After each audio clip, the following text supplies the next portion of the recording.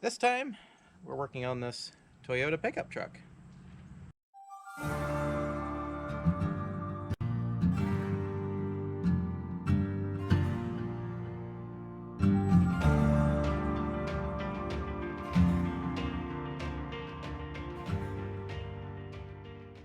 I found something in an engine that I've never found in an engine before. You ready? Right down in here is a penny. This truck needs a new timing chain and new door handle and I think a heater valve, possibly some other little odds and ends to make it a nice little run and driving truck again. So we're gonna fix her up and get her working again. And let's see what we got. Where's your hood catch?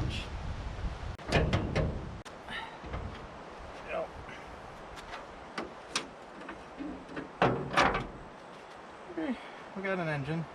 I believe they just replaced the heater valve with a piece of copper pipe there. That's what it looks like. But I guess we've got the bracket here. I don't know about the bolts that hold it on. We have no...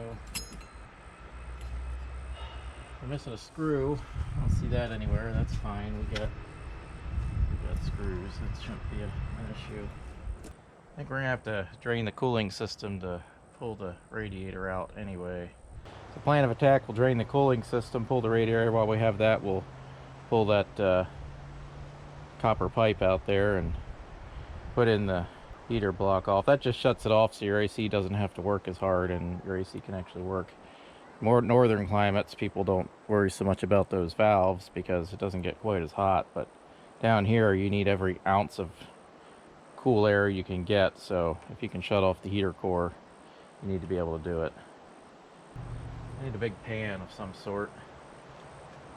I got nothing. I'll find something. Alright, our coolant pan, and we're going to attempt to get the coolant into the pan. Yeah, if you've ever done this before, you know how this goes. Oh. Okay. There's just water in here. Because Florida. Yeah, no coolant. Just water. I don't know if that's a good thing or a bad thing. And lots of rust, of course. And not much of it either. Not a whole lot in there.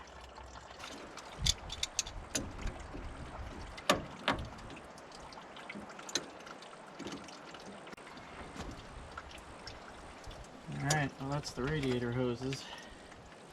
Looks like we can loosen the shroud, remove radiator bolts, and pull it right up out of there. Hopefully.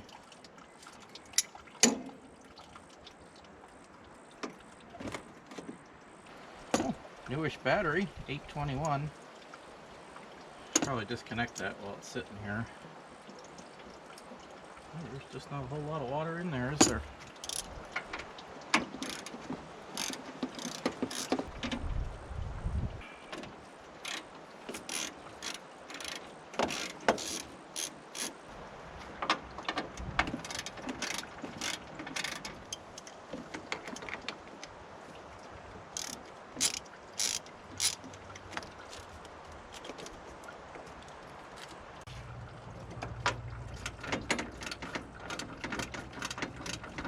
There's 4 bolts that hold the radiator shroud in. This one has 3. Loosen that because you can't get it out around the fan. It does have a transmission cooler in the bottom of the radiator. I'll have to pull those lines out. In this case, they're 3/8 rubber line with a clamp. And best way to plug that is socket extension, because it's the perfect diameter. Well, the radiator about drained here. Yeah, about. Well, fluid doesn't look so great, but or the well, coolant. Water and rust, and not much of it. That's how much coolant was in the entire engine.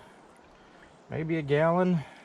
Well, the radiator should be free for the brackets on the end.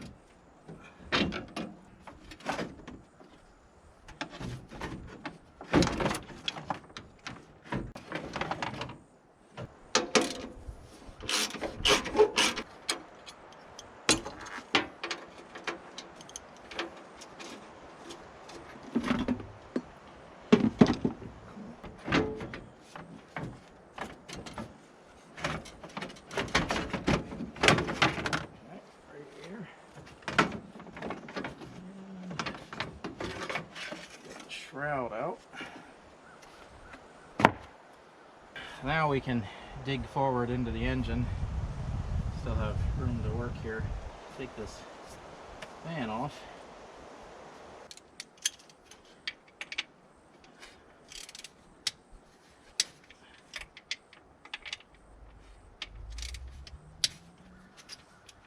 You don't have to do this. I'm taking the plastic fan blade off just so I have easier access to the bolts that hold the fan on.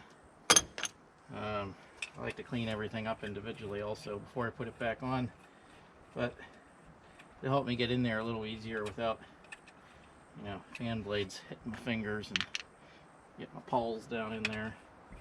Also, I don't want to break any of the fan blades or anything. It is just plastic, so got to be careful with it. This is kind of one of those jobs that's not tremendously difficult, but you know, it's a lot of turning bolts and wrenches, so I don't want to break it as he chucks it over his shoulder.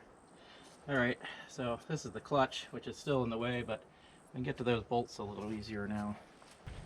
By bolts, you probably guessed I meant nuts. Oh, that's not the right size. So I seem to call everything bolts these days. Let's get a wrench down in there. And I do like these little 4-cylinder engines because, you know, there's just not a lot to them, and they're not tremendously hard to work on. And you know, they got almost roughly half as many parts as a V8. Not really, but you get the idea. Now I can pull the fan clutch off. Now I can pull the fan clutch. Well, now you're fighting me. Hammer time! Sorry, Marty. Needs to be done. We're taking out the screws that hold the tensioner in place. Belt removed. The way this tensioner works is there's a center screw that tightens down in this aluminum block to let it slide. And of course there's the actual tension adjustment here.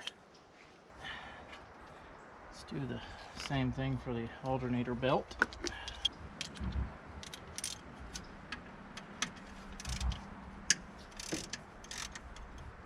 You gotta loosen that so the alternator can swing.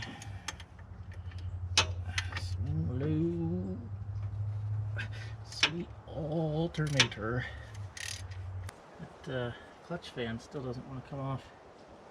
What's going on there? She's really on there. Alright.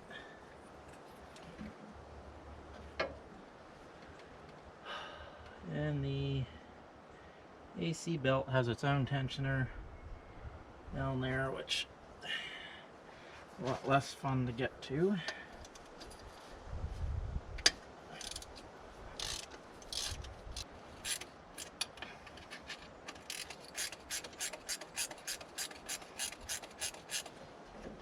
Alright, that's all the belts. Will you come off now? Oh. Why are you being so stubborn? It's time maybe for a little undue persuasion. Don't do that.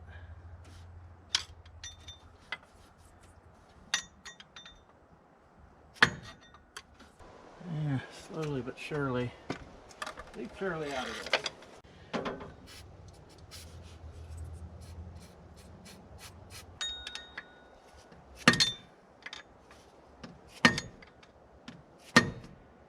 Why are you fighting me so bad? Good gravy.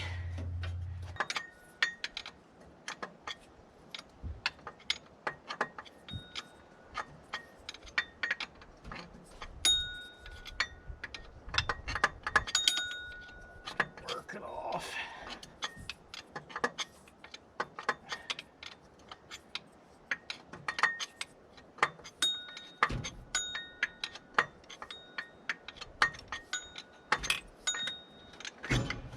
There's our fan clutch.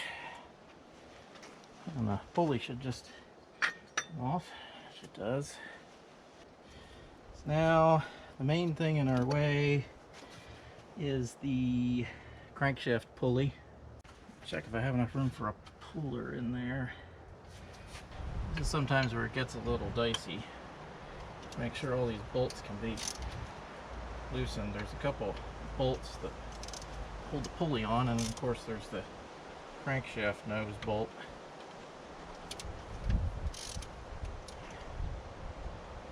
Pulley bolts are coming out. Very nice, so that's a good thing. Just make sure you get them all out.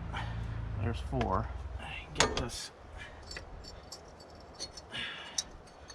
2 front pulleys off, and you can see the crankshaft bolt and the last pulley. I don't know if this is going to loosen up very easily or not. Yep, here it comes. Like clockwork.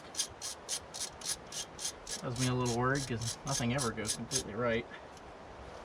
I'm going to put these 4 bolts back in the front of the damper there. How about this? Can't be this easy, can it?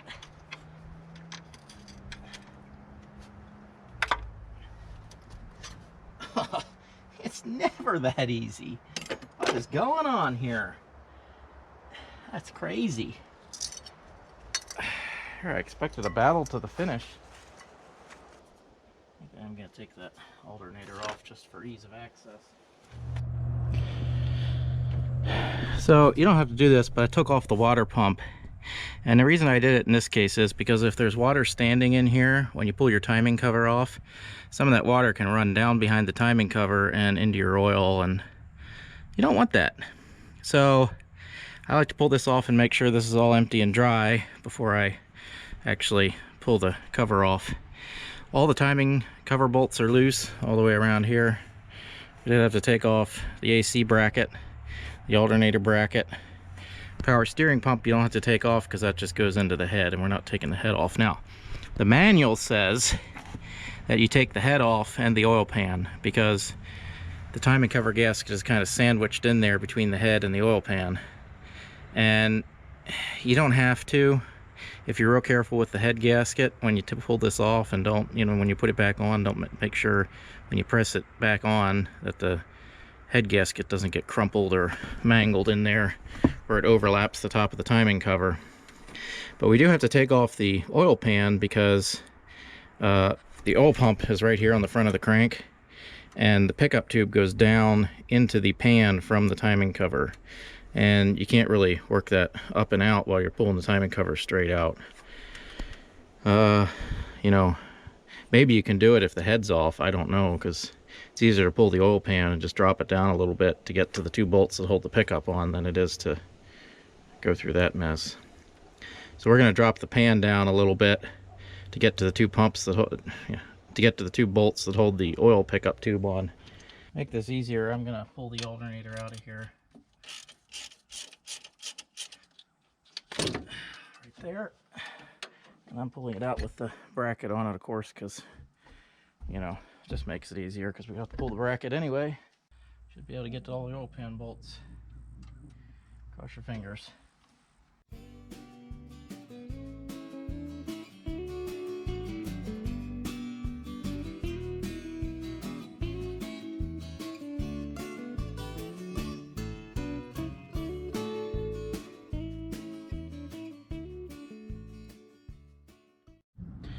We're draining the oil. I got all of the oil pan bolts out but 2. They're not real hard to get to. There's a cross member in there, and sometimes you got to use a little bit of a, you know, articulated joint to get in there, but it's really not that difficult. Once the oil's drained, I'm gonna pull those last 2 out, and then I can drop the pan down, and I should be able to get to those 2 pickup bolts, oil pickup bolts that go into the timing cover. I'm not going to pull the pan completely out because, well, I might, I don't know. There's not a lot of point because I'm not doing anything on the bottom of the engine other than the oil pickup, so we just need some access to get in there to get those bolts out. So once you have the oil pan down, you don't actually have to take it out for this operation. The goal here is to get to these two nuts so we can loosen this pickup tube. Since it fastens right to the front of the timing cover, you can see where the timing cover here is basically the front of the oil pan oil seal. So you have to get those off, and then the timing cover can come forward. Right now this is holding it in place, and I believe that's the only thing holding it in place. So let's see what we got here. All right, got those two nuts off. So now the pickup's loose, and there's two studs that stick down, but you can just pull the pickup off of that. It's still held on by a strut over here. That's fine, you don't have to worry too much about that. Just you know, be real careful. If you want, you can take that strut off. Maybe I will, and the whole pickup will be loose. And you can take the pickup out and make sure it's not clogged up too. Okay, so you have to take the valve cover off to do the timing chain on this, obviously, because it's overhead cam. So basically, there's a bunch of vacuum lines and things you pull off, and pull off the throttle cable and everything, so you can get to this and pull out the valve cover bolts. It's pretty straightforward. So I did that, and I pulled the valve cover off, and I found something in an engine that I've never found in an engine before. You ready? No. You ready? You ready? No. Right down in here, there's a penny. Anyway, it's pretty well chewed up. Fortunately, it's copper. So you put a penny in your engine for luck. We're ready to pull the timing cover. We got all the bolts free and everything. So I'm gonna pull out the dipstick tube and pull this.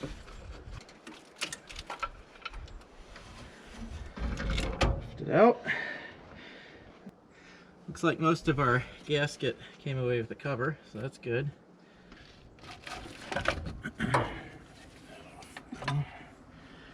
Okay, now we have our timing system exposed. We're going to be replacing the oil pump. These are Phillips head bolts from the factory. It's just a bad idea. So, ordinarily I don't like using power tools, but we're gonna give it a shot.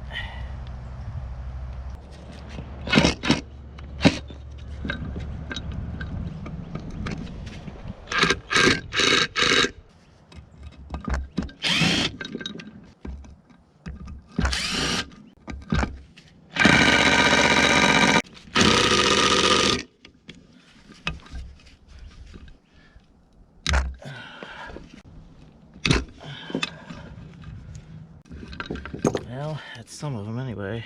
I got these two stubborn ones.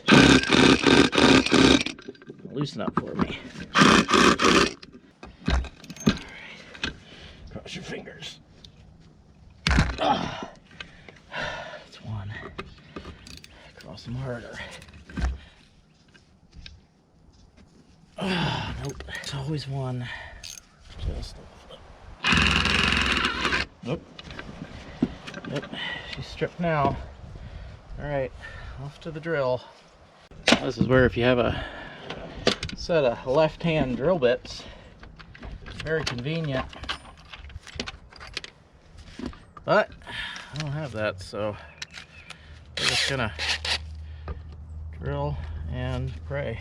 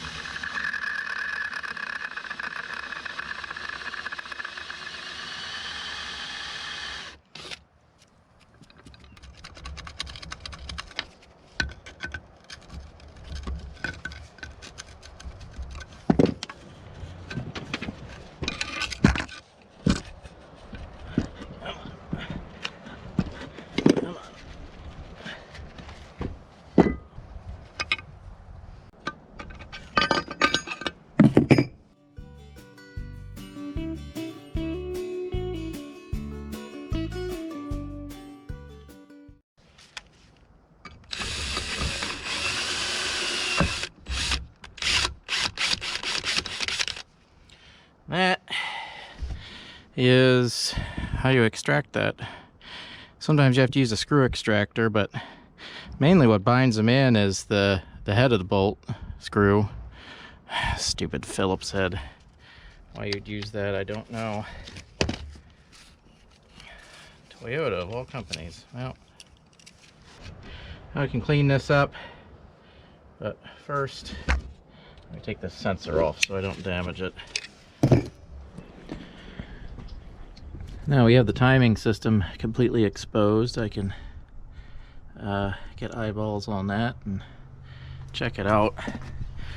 If you look down here, the portion of the head gasket that goes along the timing cover is we're very careful to preserve that, so we're gonna reuse that obviously because I don't want to pull the head. We're gonna scrape the gaskets off the side of the front of the block there, and we do have a new tensioner for it, so we'll pull that tensioner out. One thing I want to do here, I did not yet set the engine at top dead center.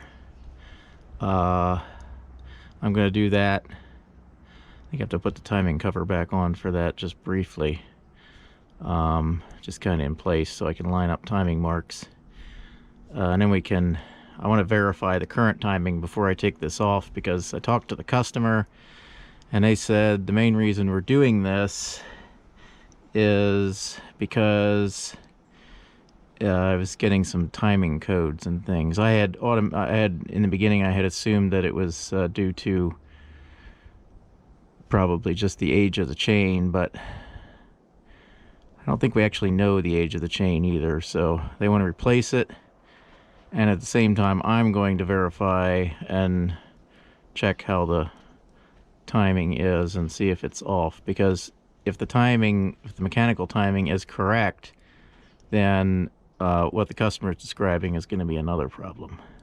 So let's get this thing at top dead center. I'm gonna loosen the spark plugs here so I can line up the timing easier, because I can just, turn the engine over. I think we're at top dead center on the exhaust stroke.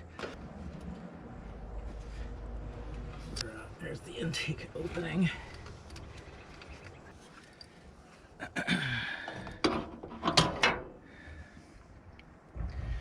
This should be the firing stroke, because the exhaust is coming around ready to open. Timing mark on this gear is pointed straight up and down. I believe that's correct. Yeah, spot on. But we'll change the parts because I want them changed. Loosen that nut.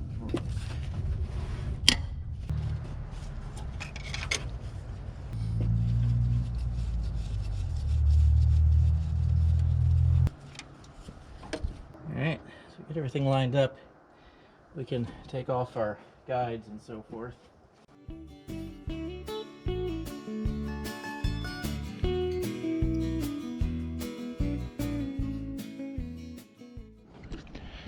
Alright, we got the gears off the crankshaft.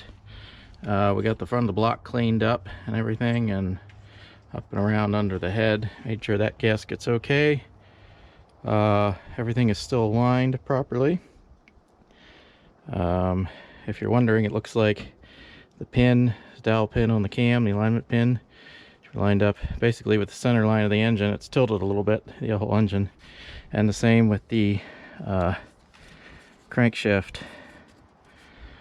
keyway and key. So we took the oil pan off for cleaning that, cleaning the timing cover. So now we can start reassembly. What are you doing up there, Winston? Playing King of the Hill? What are you doing? Just sitting up there.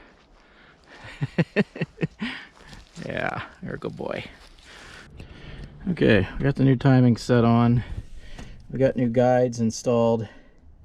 And we have a new tensioner installed. If you look down in there, you'll see it's not hitting the guide yet. And that's because I've installed it, but I haven't released the little catch that actually springs it out against the tensioner. So right now the tensioner is loose. Now it's got a one-way ratchet mechanism. Let me show you on the old one. This one I accidentally broke taking out, but it's got this ratchet on here, and it's got these ratchet teeth on the shaft. And as it goes out, it can't go back in unless you manually hold this back and push it. So as your chain wears, then it'll come out notch by notch. Of course, guided by the tension of the spring. So we're going to release that catch, and then hopefully you'll be able to see how it works. So you see that catch down in there. So I'm just gonna release it. Release.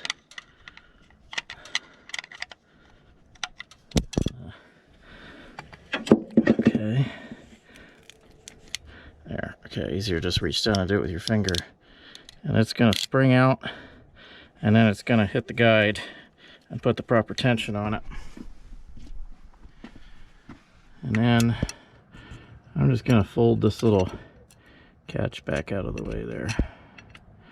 It won't be in the way of anything, but you know, I'm just gonna push it back. So now our timing chain is on and tensioned. Our reluctor wheel is back on. New guides are on. And we are ready, I think, to put the timing cover on. So we got the timing cover on. I don't have it torqued down yet. Still have to put on the oil pump. This is just loosely on. Wanted to keep it buttoned up overnight. Oil pan is on. Again, valve cover is just loose. We haven't replaced those gaskets yet. It's just sitting there. So I believe what I want to do here is get some of the stuff buttoned up. The thermostat, I want to get that on. I want to get the water pump on. Put some of these brackets for the various things back on so that I can get the timing cover torqued down. That'll be the next step. So we're putting the water pump on. These little bolts get torqued to 78 inch-pounds according to my spec, and these get torqued to 18 foot-pounds because they go into the block along with the timing cover bolts. So I put the oil pump O-ring in, which I tried to film, but apparently camera wasn't on. And when you're doing it vertically like this, when it's not laid down flat on a bench, best way to do that is to lube it up with a little bit of Vaseline or oil to get it to stay in place. Otherwise, it's going to want to pop out. I also put the new oil pump gears in, and we're also packing them with Vaseline to save us a little bit of time with priming when we go to start this thing up again. Hopefully, we won't have to crank this thing as much before we get oil pressure. Also, if you don't know it, Vaseline, it's just petroleum jelly, and it dissolves in oil without any side effects because it's basically just oil jellied. So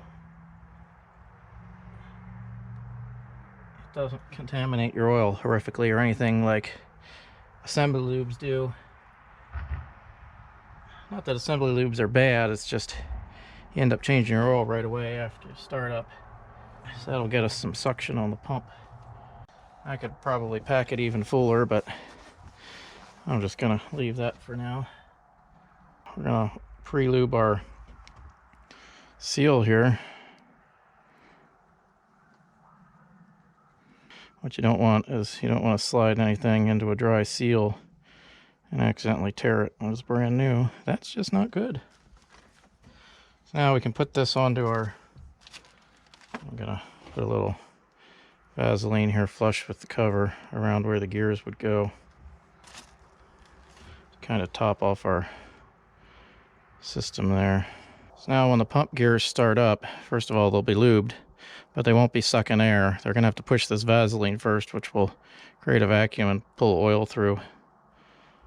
At least so the theory goes.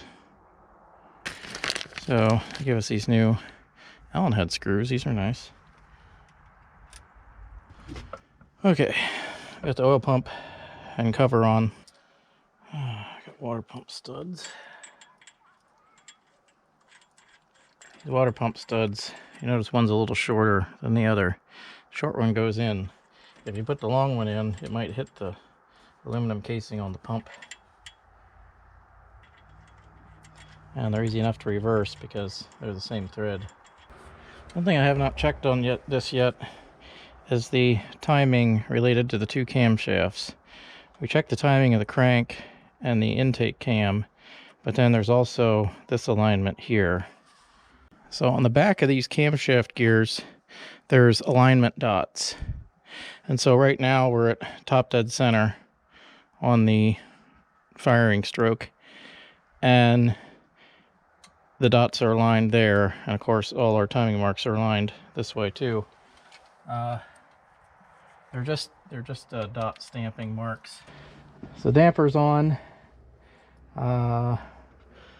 We can put that pulley on. I still haven't done the final torque on all of these bolts because we're still missing these two, which according to any of the documentation I can find, there's supposed to be studs with nuts on them, and well, there weren't studs with nuts on them when I took this thing apart. So first of all, I think they were missing, and second of all, we're going to have to find some. So water pump is on and torqued. Oil pump is on, filled with Vaseline, ready to prime. Damper's on. Our alternator and AC compressor are on.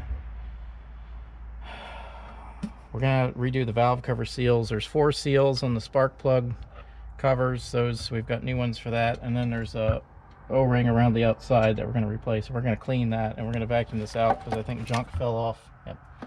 Junk fell off the cover as I've been banging it here, and we're gonna vacuum that out. Oh, and we verified all the mechanical timing, and the mechanical timing is good now, and it was good before. So any fears that that was off are unfounded. There was lots of metal on the Hall sensor, and sometimes that can throw it off, or it could be a bad Hall sensor on the crankshaft. If that's the case, we'll dig into that once we have this running and we can hook up a scanner up to it again.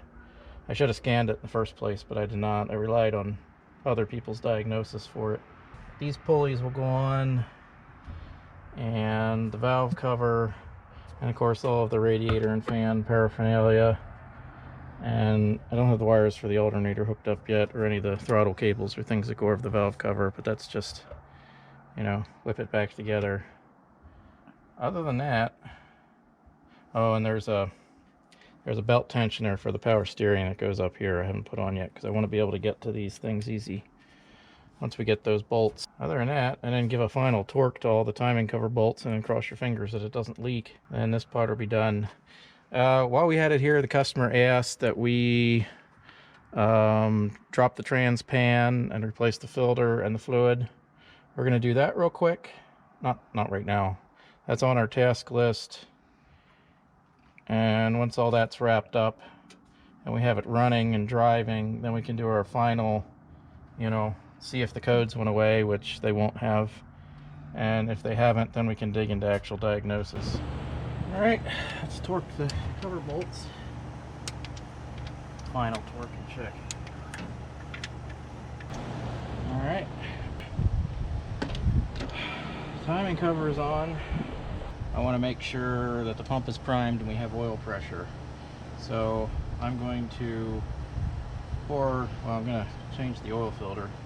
Now I'm going to pour some oil down over the timing gears and everything, make sure they're lubed to fill it. Set the cover on there temporarily, and then we'll wind her over with plugs removed and disconnected. I gotta pull the plugs.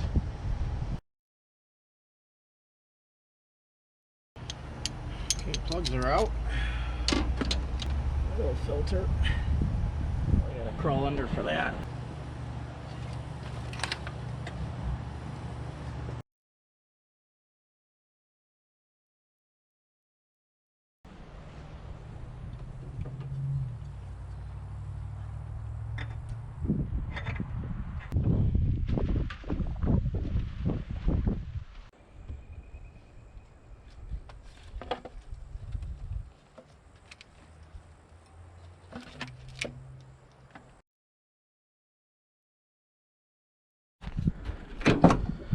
right, will we get oil pressure?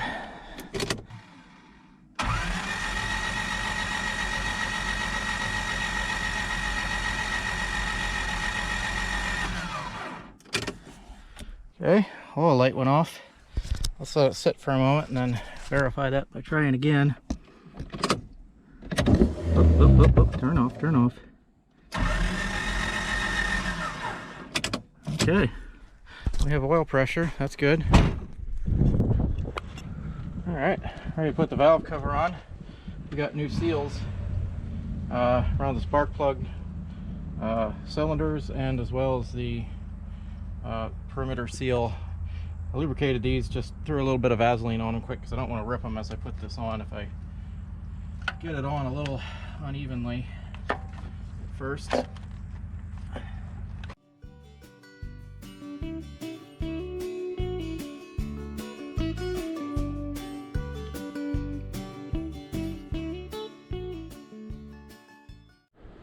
Alright, we got a new filter and gasket for the transmission, so let's dive into that. They weld the drain plug? What the world is going on there? I welded the drain plug in or something. Oh, that's just... I don't know what's going on there. That's not nice. Why would you weld the drain plug? That's, I mean, if you ask me, which nobody did, but if you ask me, that's just stupid. I mean, you know, that's the exact opposite of let's do the right thing, you know?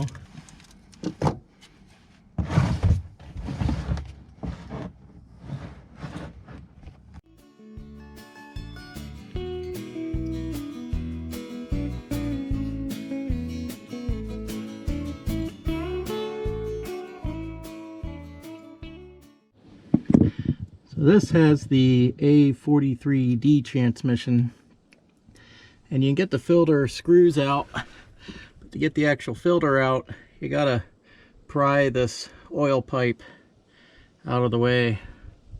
That's actually what they say to do, just pry the ends out with a large screwdriver. I think that's a direct quote, so that's what we're gonna do.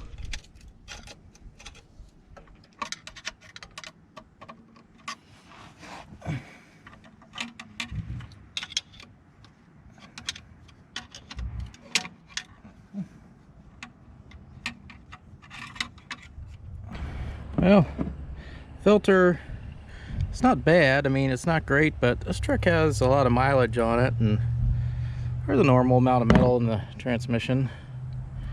The fluid was, you know, not great, but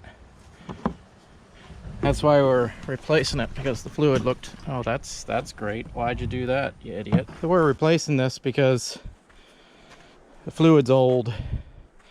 It wasn't boiled or anything, but just old.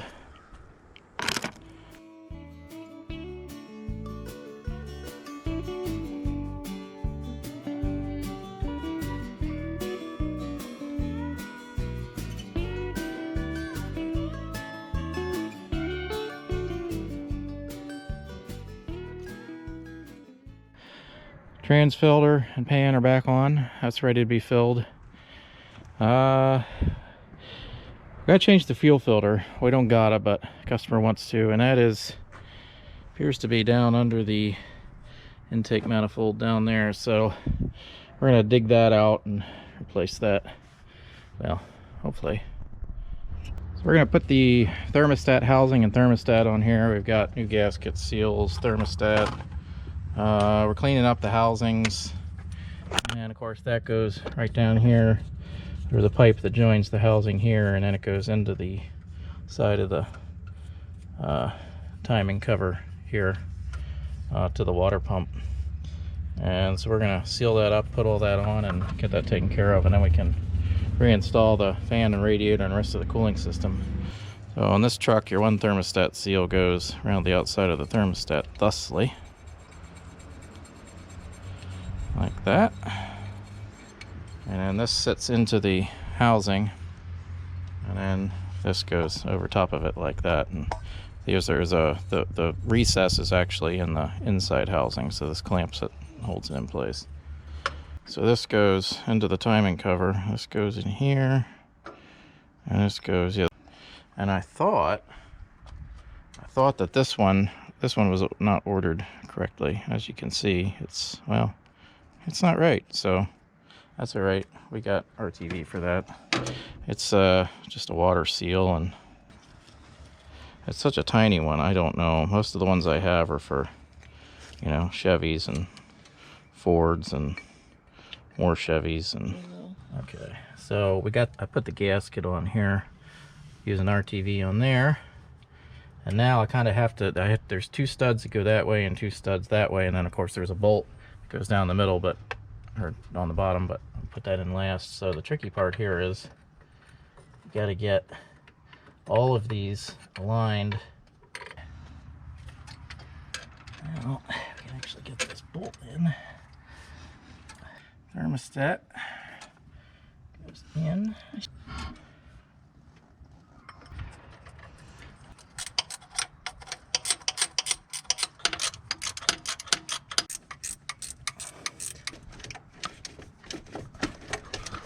So, it's not a big torque spec, which is why I'm over torquing it.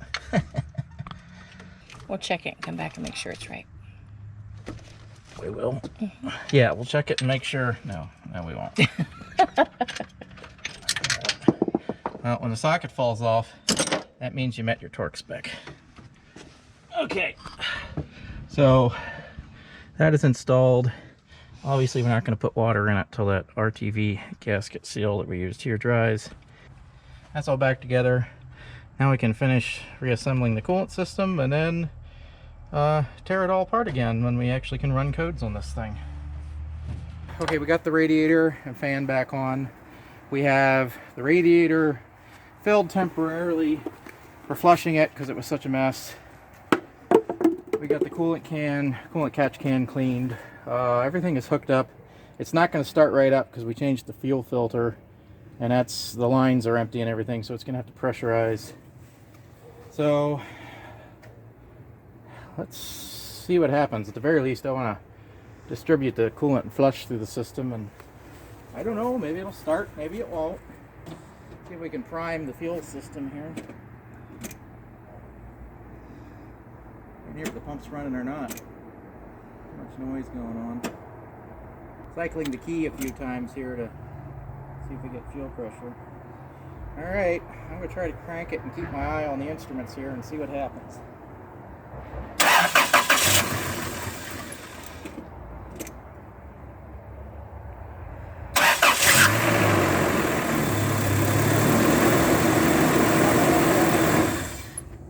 I think we're still having fuel.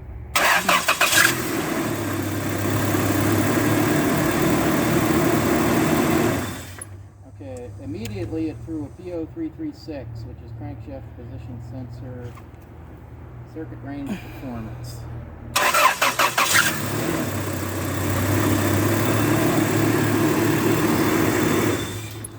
It runs. New fuel filter and all that. So basically it's doing exactly what it was before. Well, yeah, when it's in open loop, if I keep my foot on the gas, it'll run. So it's still got the exact same issue. I'm not surprised at all because they didn't tell me the reason they didn't tell me the reason they wanted the timing chain replaced. So I didn't do any diagnosis when they brought it here. They said we want this replaced and that replaced, and I said okay, and I did it. And then they told me what the symptoms were. Okay, well, we'll get the fluids right since we're back to where we were before, and then we'll get back to you when we actually work more on the diagnosis. So we're still getting the P0336 crankshaft position sensor code. I've done some research online, which means just basically browsing the internet to see what other people have encountered with this. And apparently it's a fairly common problem, and it can trigger that code if the distributor timing is off. We verified all the mechanical timing. We know the crankshaft sensor is clean. We've told it's been replaced, that it's new. So we haven't verified yet the distributor timing. So we're going to verify that, or at least check it and see where we're at, and at least cross one thing off our list.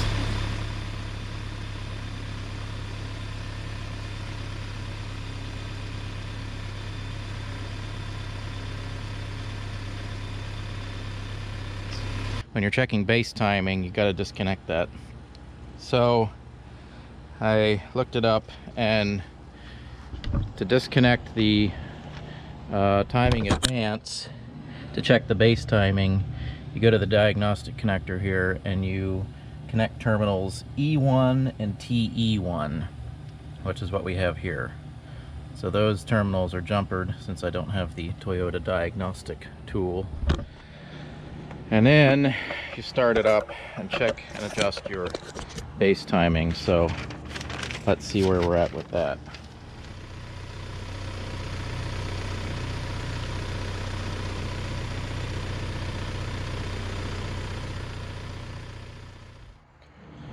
Okay, the internet, and the internet never lies, you know.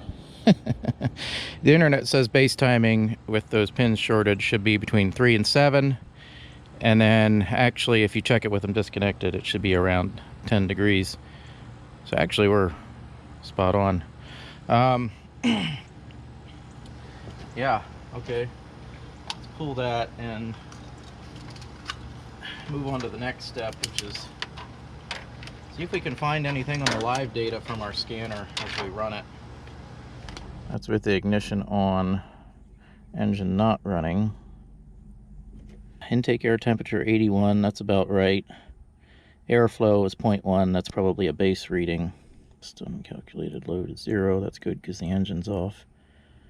ECT is 169. Spark advance, that's just the base 5. The spark advance hops right up like it's supposed to.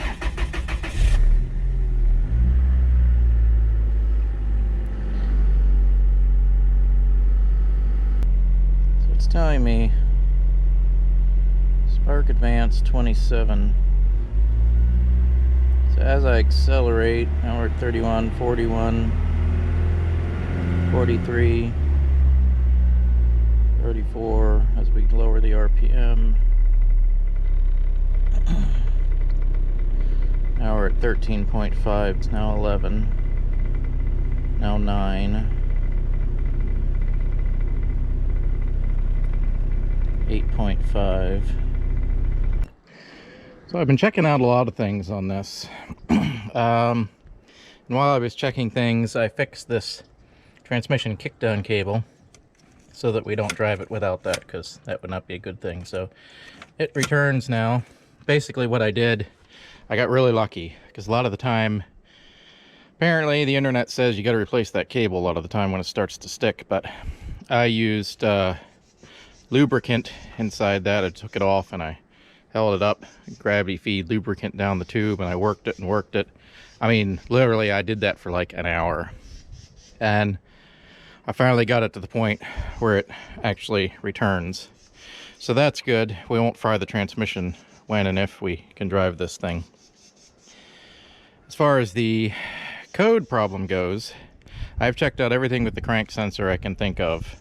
I have checked out most of the other sensors, the TPS, the MAF, all of those. I've checked the live data, and it all appears okay. I'm getting correct RPM readings, which makes me believe that all the sensors are working and everything. Okay, now, apparently, my research indicates there's two main codes for timing failures in these, and that's a P0335 and a P0336. The P0335 appears to be the actual malfunction code when something's wrong in the sensor or wiring.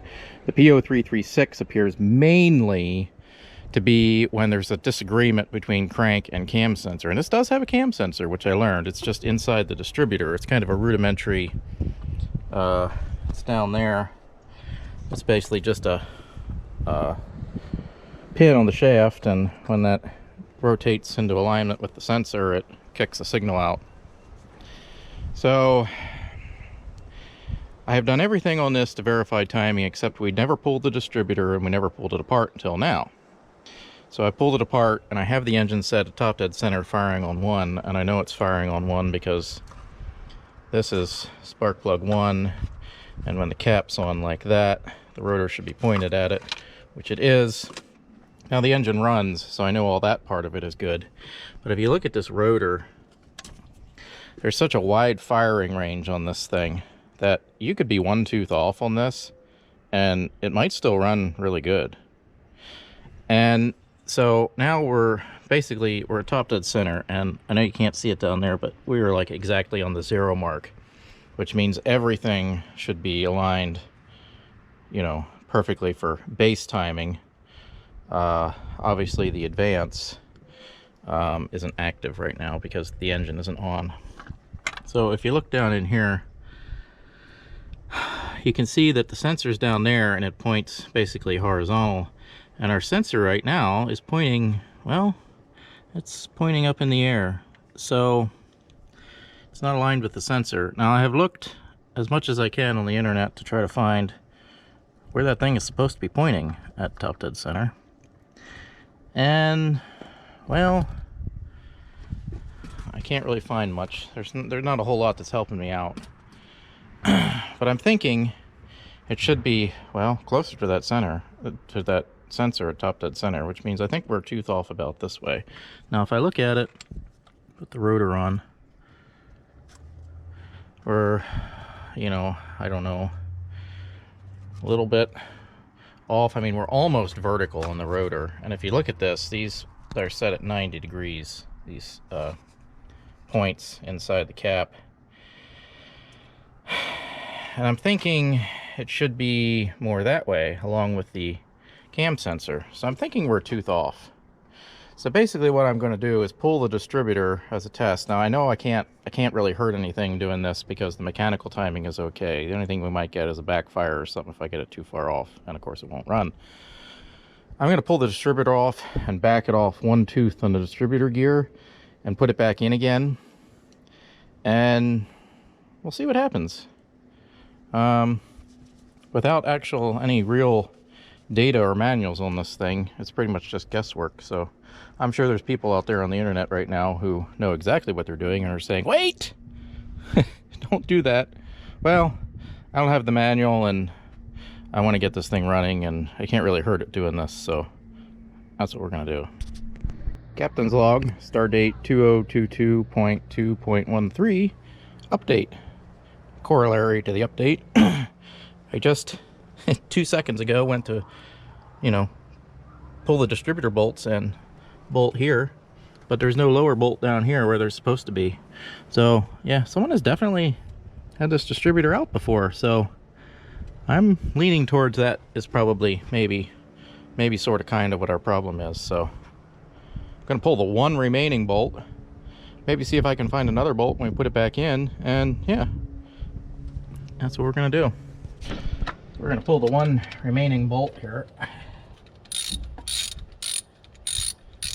Now, when you put a distributor in or pull it out, the shaft rotates a little bit because they're helical gears. So, you kind of gotta plan ahead a little bit and kind of point it a little bit in advance of where you want it. Yeah, firing order is 1 3 4 2. So we're gonna go 1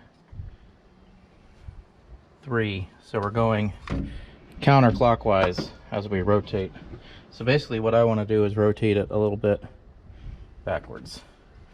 So when I put it in, I'm going to put it a little bit in advance.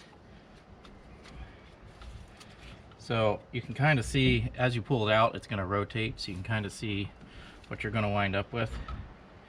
So basically you just want to take it back 1 tooth, back to there, or back a little bit. So that's 1 tooth. I don't know. Put our 1 bolt back in. You really ought to replace the distributor O-ring when you do this. I didn't pull it completely out. This is kind of a test thing. Unfortunately, of course, anytime you play around with this, there's a lot of screws to take out and put back in every time you make an adjustment. I did check the shaft sensor down there for cleanliness, and everything was good in that regard. Again, I don't think it's a sensor malfunction. All right, let's see what happens.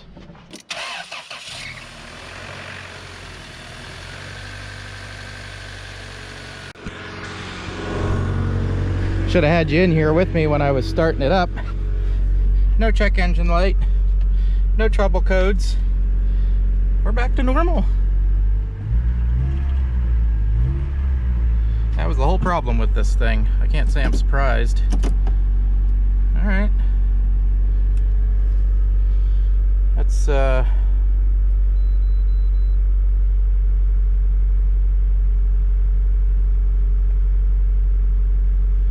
take a look at the live data here. Calculated load, engine RPM,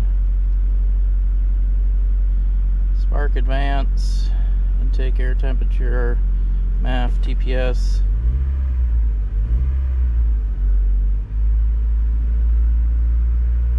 All appears to be good. Okay. Let's do one more startup just to cycle it and make sure.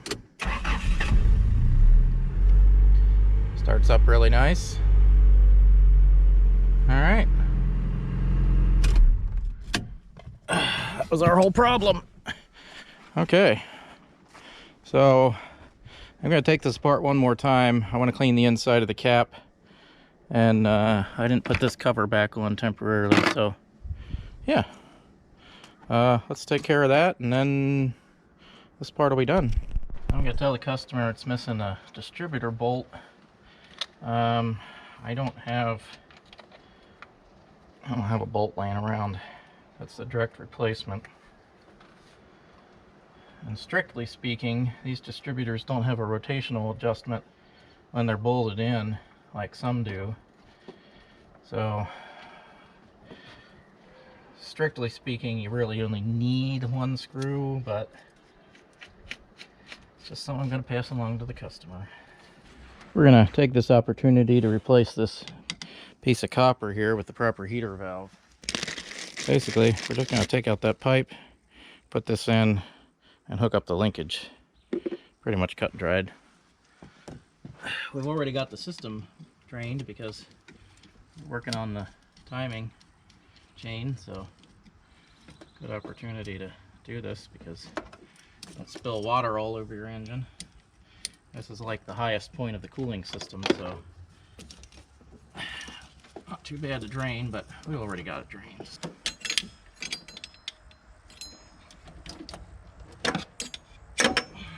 Off flow screws, and there's an arrow on here as far as direction of flow. You're probably wondering, well, which way is it going? Well, the answer is I'm not sure. But generally these valves are before the heater core, so the arrow should go that way. And I believe their linkage, that's actually really only one way it can go. So yep, that is correct. There's pins in the base of this. Slide your pins in and you can get your screws aligned. Just don't forget to hook your linkage up when you're doing this, or it's a little bit more difficult. Don't over tighten your screws, they're just plastic. And you can put your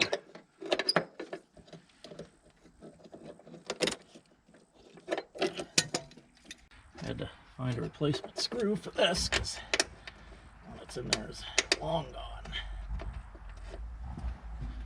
Tighten our hose clamp here. I'll tighten that screw into the firewall there and then we'll be done. 10 millimeter? Probably. You watch the valve there. Tell me if it moves.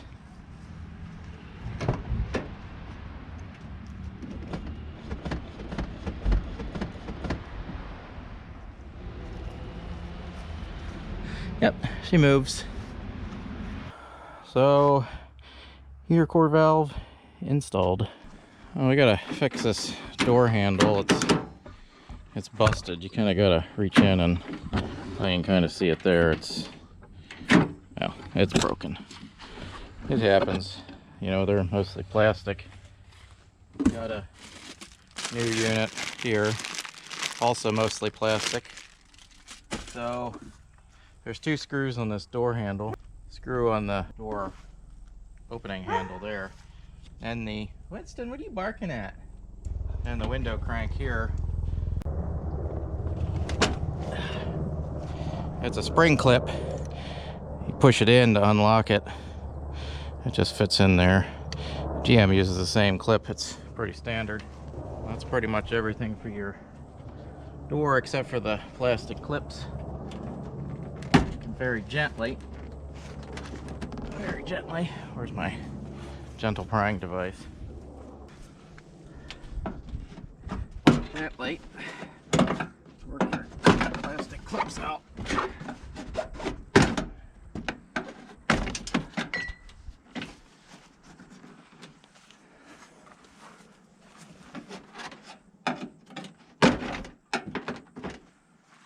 Some of them are already broken. I'm guessing this has been off before.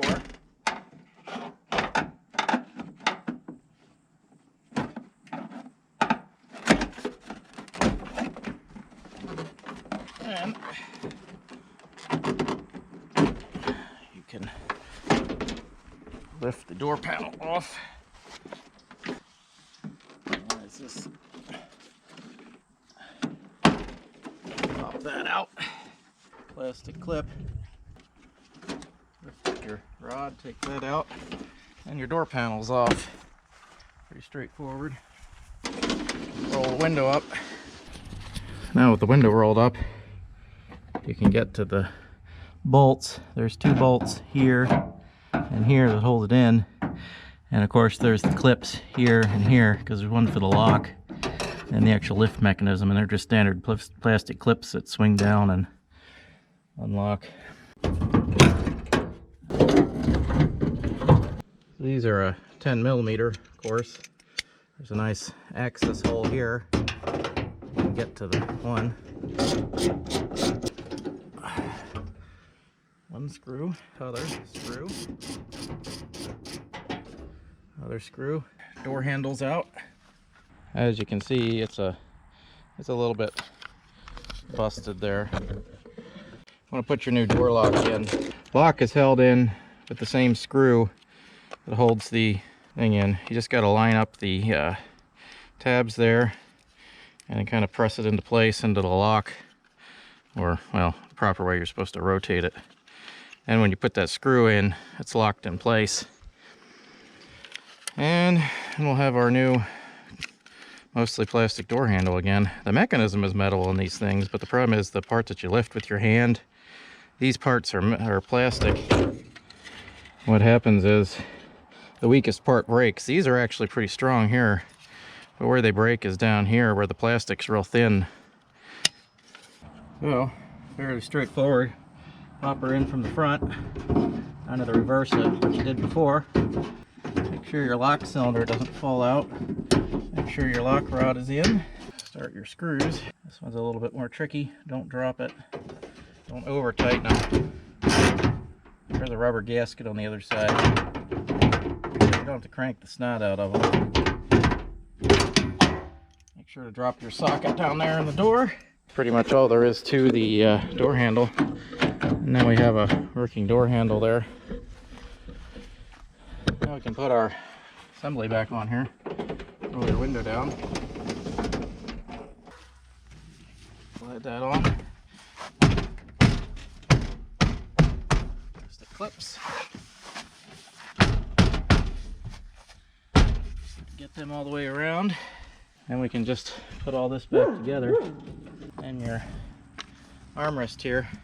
There's also another screw up here, which is already out, so I didn't take it out.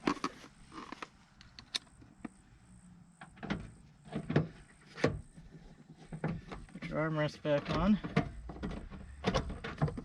We can put our window crank back on. Don't forget your washer there. Put your clip back on. If you're ever in doubt of which way it faces, make it so that you can press it on this side real easy when you go to take it off. So what we're going to do is just snap it on. I like to look at how the other one's aligned when the window's up. give it a smack, and our window's back together. That's it. That's all there is to the door handle. We have a nice new door handle here. There we go. Brand shiny and new. And it actually works. Got the same lock cylinder, etc., etc. So that's all there is to it.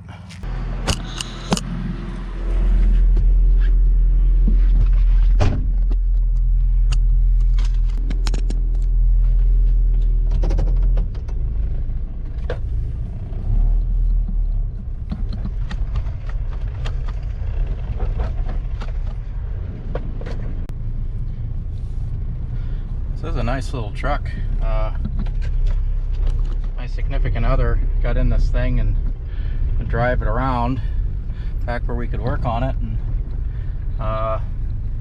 she said, hey, we ought to get one of these things, and I like these little trucks, and well, yeah, I like them too. We got a lot of trucks at the moment, so we got to sell some before we get some, if you know what I mean. So yeah, we're running good.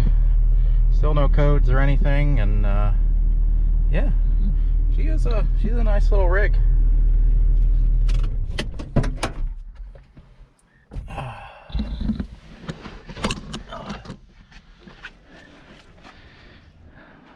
My cleaning crew, which consists of my significant other, wants to give this girl a wash.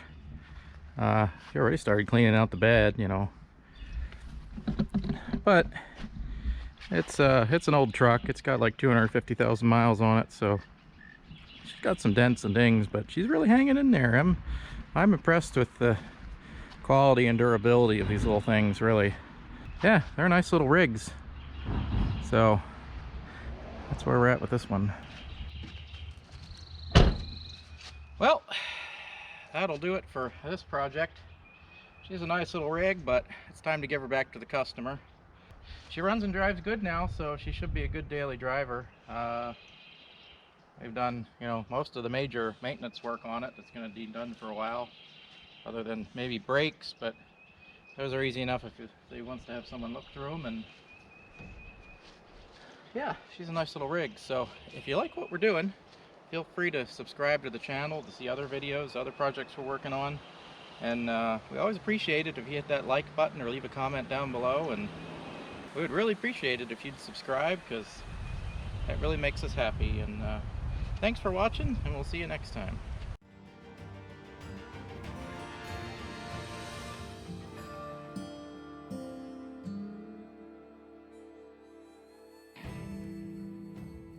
Boy, these shoes just soak up oil like a sponge, my goodness. Wow. Who invited him to this party? It's very inconvenient. Video quality. An operation you think we're running here? I know. You talk a lot for a camera person.